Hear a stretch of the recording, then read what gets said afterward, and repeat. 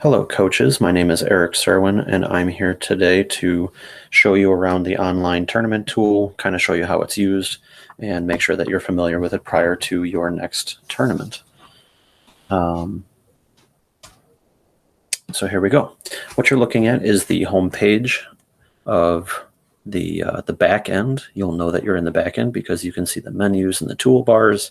So you're actually in the functional side of the document. This home page will not be accessible to you to use anything except for the links. The links will be accessible, but you won't be able to click on and change anything. And gratefully so, because you can see there's some crazy formulas going on. Okay, so what you're looking at on the left side is the team rosters, and they'll be all listed out for all the teams that are playing. I've got it set up to go all the way up to 40 for now, and we'll see if we ever need more. The check marks are new. These are indicating where we are in the process of submitting substitutions and board orders and things like that.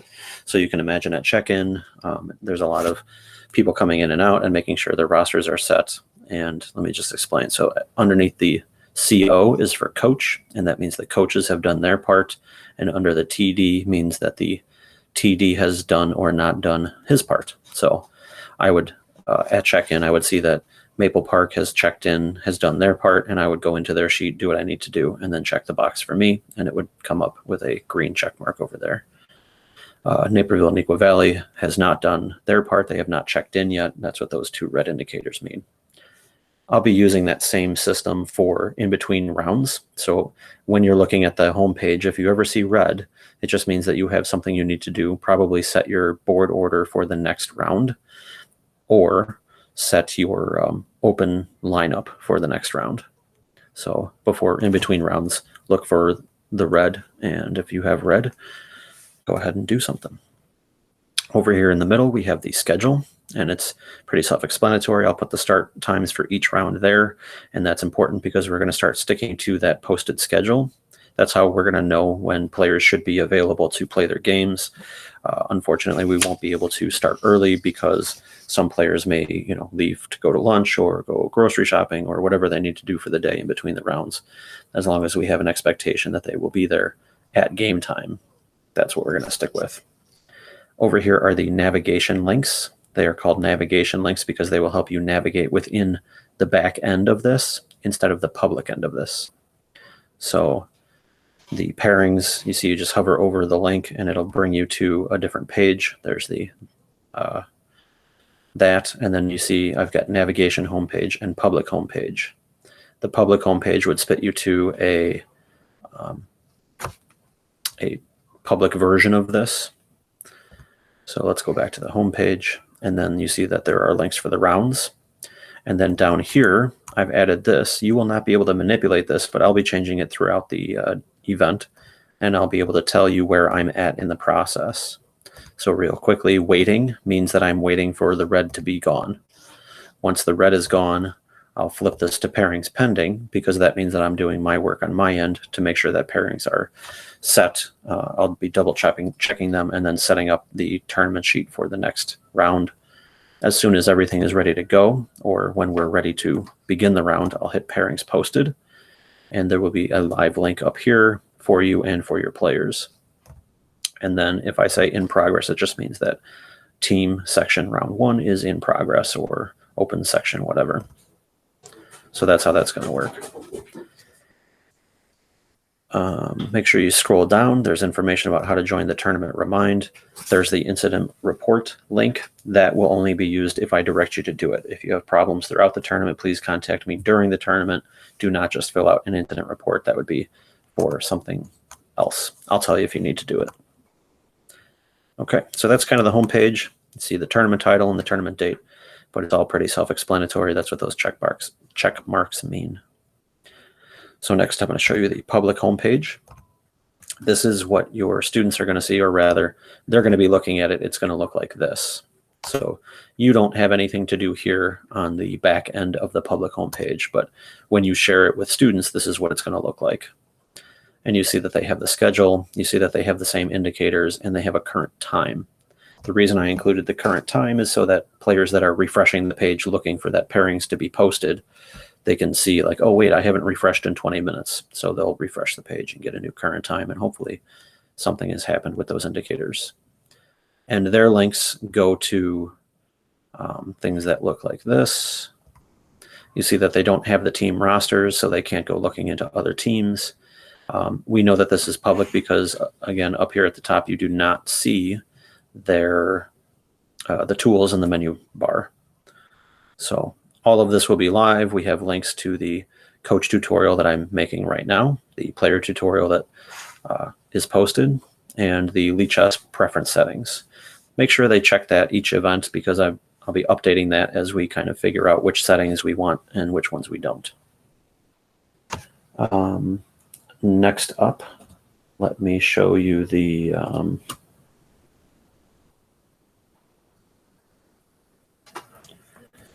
let me go back here. Sorry, 1 second. Let's go back to this. Okay, so that's the public homepage. I do want to show you from here the directions and FAQ. When you click on that, it'll bring you to this page. Again, there's those links. There's critical information for what you need to do during the day. You should be taking a look at this before the event. And player duties, you can just copy and paste and send that to your students. Some information about the tournament workbook. This is probably the most important thing right there. Maybe I'll highlight it. You will only be editing fields highlighted in gray. Okay, there's a lot of formulas floating around, and if you just stick to only typing in gray boxes, then you'll be safe.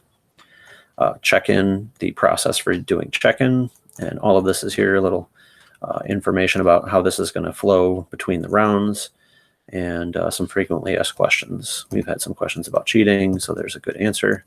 And as more questions become more frequently asked, I'll put in answers there for you. Okay, I'm going to return back to the home page. There's the directions and FAQ page. Now for the meat and potatoes. We're going to take a look at a roster sheet and kind of how to do check-in. And I'm going to use Naperville and Neuqua Valley as my example. Okay, so here we go. Naperville and Neuqua Valley, you see that all this information will be populated for you at check-in. So I'm just going to walk you through the check-in process, and that'll show you the broad strokes of how to use this page.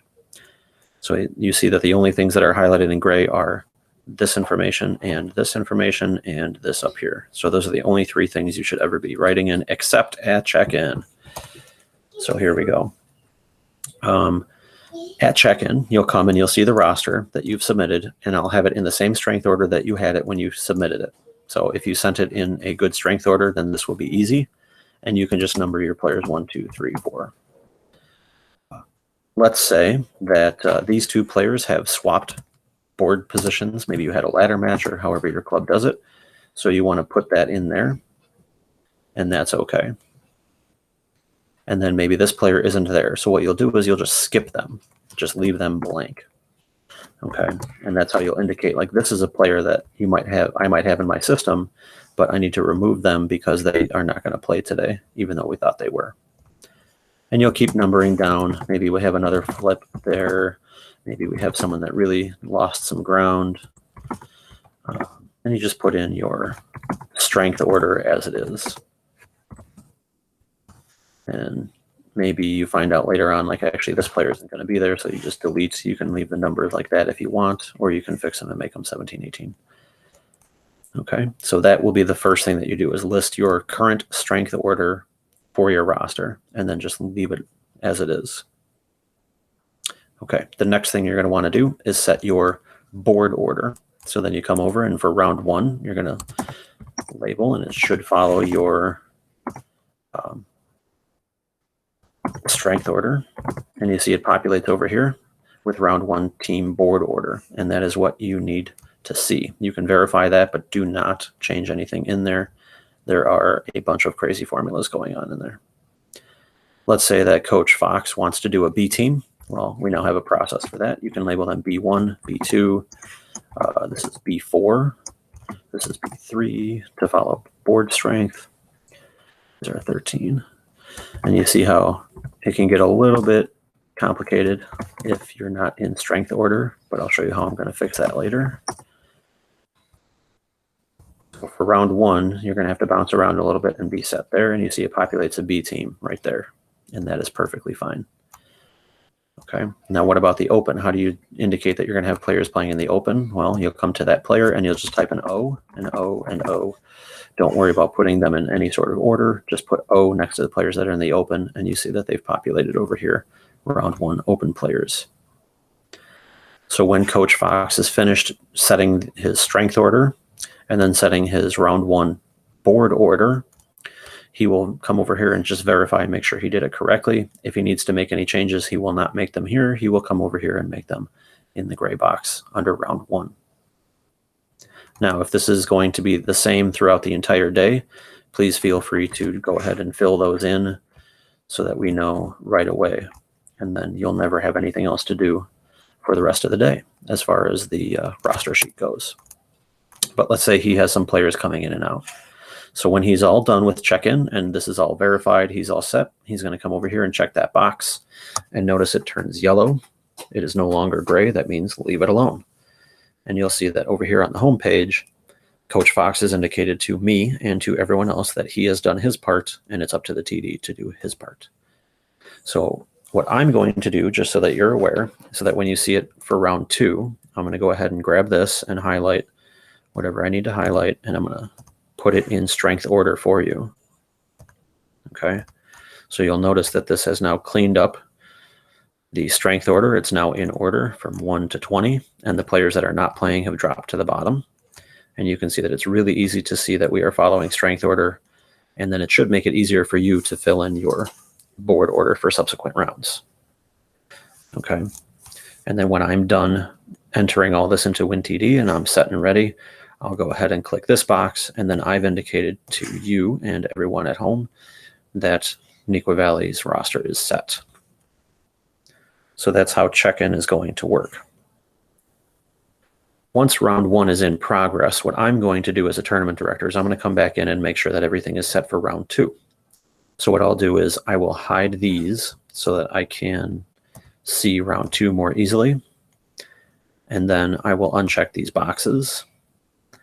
And that would be an indication to Coach Fox or Coach Gambino that once again they have some work to do. So they're going to come in and they're going to put in their board order. Maybe this time Pranav is not going to be around. He's going to take a break. So Joel moves up, and then we have kind of the strength order version of that team. But this time, this person is going to play on board 8. So he puts an 8 there, still in board order. So we're all good. Maybe the B team is going to stay the same. So that just comes over. And then these players are also playing in the open as the last round. And of course, he'll double check, make sure this is accurate for round two, and he'll check that box. I'll do my work and I'll check that box. And that's it. That's all you really have to do. If there's any change in phone number or email that I should be using for the event, then this is where and when you would want to change it. Okay, so that is the roster sheet and how we're going to work with that tool. If you have any questions, please let me know. So now, if we're going to do a team section round, how would we do that? Well, first we would want to take a look at the pairings to find out where we play. So I'm going to come over here to pairings and find the pairings. Okay. And the way this works is just like the paper postings that I usually do. You'll look down this left column, you'll find your team. So let's say I'm Rockford Guilford, and my team is going to play black on table 6 against Orland Park Sandburg. Okay, so always just read down the left column and then read across. Why is that important? People ask me all the time, why do I have my team is listed twice? One says white, one says black. Well, no. If you scroll down this left side, you'll see that Orland Park Sandburg also has a listing because they are also a team, but they are playing white on table 6 against Rockford Guilford. So that's like their listing, and this is our listing. So again, just stay to the left, read down, and read across. So now you know you're on board 6. Or table 6. So what you're going to do is you're going to go to that team section round 1, click on that link. You'll see this. Of course, you'll scroll down to your table and find your table, but it's going to look just like this, and it's going to already be filled in. Okay, so your player from your team is going to send the match. The players with black will send the match to the players with white. So your players will be looking at this from the public version. And so this player, Matt, will use his username MSV930 to send a challenge to Rickist_Rick. Under here, my Guilford second board is playing black, so Cryleosis is going to send a challenge to Mattugus. I don't know if I'm saying that right. So that's how that's going to work. And you don't have a whole lot of anything to do, except you do need to paste the Lichess links.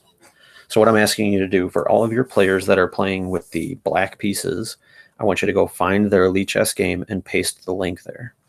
So let me show you how to do that. So in Lichess, what you would do is, there's different coaches have different ways of doing this, but I'm going to show you one quick way. Over here, there's a search bar. And if you click on it, you can start typing the name of a player that is on your team. I've got one set up. And you see that there's Rockford Guilford. Okay. And he has a game going currently. So what you can do is you can click on that player and go down here to their games where it says 68 games. You'll see that there is a game being played right now. This is really helpful if you have a player who has finished their game very quickly before you could even get to the Lichess URL. Their games will still be listed underneath. You just have to find the right one. So you click on that game, and you'll see that there is a game in progress. And here is the URL for that game. So it's pretty simple. You just find your player, find a game, and go to that. When your players' games are in progress, sometimes, and most of the time, when you are hovering on the name like this, there will be a board that pops up beneath this, where the box popped up, and you can just click on that and bring it. It'll bring you to the same screen over here with the same URL. So you're going to copy that URL, come back to the tournament page, and you'll just simply paste it in there. Hit enter. And now we have a record of the game. And that record of the game records all of their moves, all of their how long they took to make each move. It's, you know, it's the whole game, it's the notation, it's everything. So you can do with that game as you see fit. Excuse me. So that's how you're going to find the Lichess URLs, and you'll just paste them in for your 4 players that are playing black. And then the coach from the other team should be doing the same for his players, which would be the opposite 4, and you can get that done. Of course, if you're faster at it than your opponent's coach, you can go ahead and find all 8 of those matches and put them in yourself as well. That would be acceptable. I just need all those Lichess URLs, and I found that during the last tournament, I was doing a lot of that, just helping out and kind of getting those URLs in there. But as the tournaments grow from 12 teams to 40 or more, I'm going to need coaches to really be on the ball with that. So coaches will put in those URLs. Each one will have its own unique game link. And that way we just have a record of the game if there's a dispute about who won or lost, or if there's a dispute about anything else. The other thing you're going to want to do is enter the wins and losses. So I'm just going to put in some wins and losses here. I'll put a draw, and you see that the scores are populating right there. And so the other coach will be putting in the scores for his players, right? They go off and play their games. They come back and they report a win or a loss. And we see this is down here. I wanted to scroll down so I could show you this part. So let's say that we accidentally both entered a win for our board 8. You see it automatically pops up that there's an error. So that indicates to us, oh, we have to find the error. And we would click on the link, we'd find out who won or lost, and we would come back and correct the error. Okay. And so now when these two numbers add up to the total possible points, we'll get a little done here instead of an error. If we both entered losses, by the way, so if we did an error the other way, these numbers do not yet equal 68 or above 68, so there is no done. So you might be looking at it thinking, well, why isn't it done yet? Well, it's because there's an error, and here it is. Right? So you do that, and now you get the done. But it still says unverified. So I'm asking that coaches, before you leave or kind of join your team after the match is over, that you verify the score is accurate and correct, make sure everything is good, type your name in the box, and then check that box there. Of course, the coach over here will do the same. And check this box, and you'll see that it flips to verified. That means that both coaches have looked at it, and it says it's done and it is verified. So that's an indicator to me as the tournament director that this is one I can put the results in and start processing. And then you would go and be with your team until the next round. So those three things during the match, during the round for the teams, you are looking for the Lichess URLs first, putting those in as the games are being played, entering results as they finish, and then at the end of the match, just verifying like you would have a team captain do during a regular school year. And that just verifies that everything is correct, and we're all set. We can put in those results. Good game, Coach Dentino. Okay. Let's say that during the round you have a few minutes free while you're not watching 8 games of chess simultaneously and you want to check the standings. I'm going to show you how to do that right now. There's the standings, and it looks just like it did on paper when I post it. You'll see the team over here, the board standings, and the way you can tell where board 1 and 2 and 3 is. You see how it goes from 3.5 down to 0. Well, the first one after that 0 is going to be the next board. So this is board 2. And you can see there's another breakdown here at 4. So that would be board 3, and so on down the row. If you're looking for your individual team, these are the individuals over here, listed in order, and then your team score based on that individual open. Some of the tournaments do that. So that's how you'll check the standings, and just make sure that I'm putting everything in correctly, just like usual. So that's the team section. That's checking standings. Let's do a quick overview of the open section. Open section is going to look similar. When you arrive, you'll see that there are all the players. You'll find your players, and you'll put in their Lichess URLs, just like you would on the team section. And you'll enter the wins and losses. Okay. And so that would just be a complete game. That's fine. So this one, there is no verification because there's only one game going on. It's not like we have to verify a team score. So this is how the open's going to work. If we make an error this time, you'll see that the center pops up as red if we're both there. Now, if we both say loss, there is no error. I might fix that later. So if you see red, then just that is an indicator that something needs to be fixed. And that's how you'll do the open. You'll just do it the same way you do in the team section, paste the Lichess URL, and come back and enter the scores. And then that is it for the open. If you wanted to find the pairings for the open rather than scanning that whole page, again, that would be on the pairings page. And you can see I'll just scroll down, and there's the open section round 1 pairings, and it works the same way as the teams, where you'll look down, but this time you're looking for their Lichess handle. So before this dash is the Lichess handle. After the dash is a last name, and some of them get cut off. So that's how that looks. So let's say you're looking for Elite Panda 4. Where is he playing? Well, he's playing black on board 102. And then you could navigate back to the open round over here and find Elite Panda is in fact playing black on board 102. So that works. Okay, so we've covered the basics of the home page. We've covered the directions in FAQ. We've covered the public homepage and what they're going to see. And then these round indicators are going to be very helpful, since we can't all just be in a room and I can't just shout to you, hey, pairings are posted. This is me shouting to you, pairings are posted. The roster sheet, we kind of covered that and how to work it. Basically, you're adjusting your round order and checking the box up here. And we've covered the team round sheets and the open round sheets, standings and pairings, and the schedule and all that stuff. So that's basically it. If you have any difficulties along the way, please ask the tournament director, and please don't mess with the sheet. If you do, it is fixable. I've got it so that it's very easily fixed, but I'd rather not have to fix things. So if you just stay working in those gray boxes, we'll all get along just fine. All right. Thanks for watching. And I really look forward to seeing you at these tournaments. And I hope you have a great day. I'll see you over the boards as soon as we get started.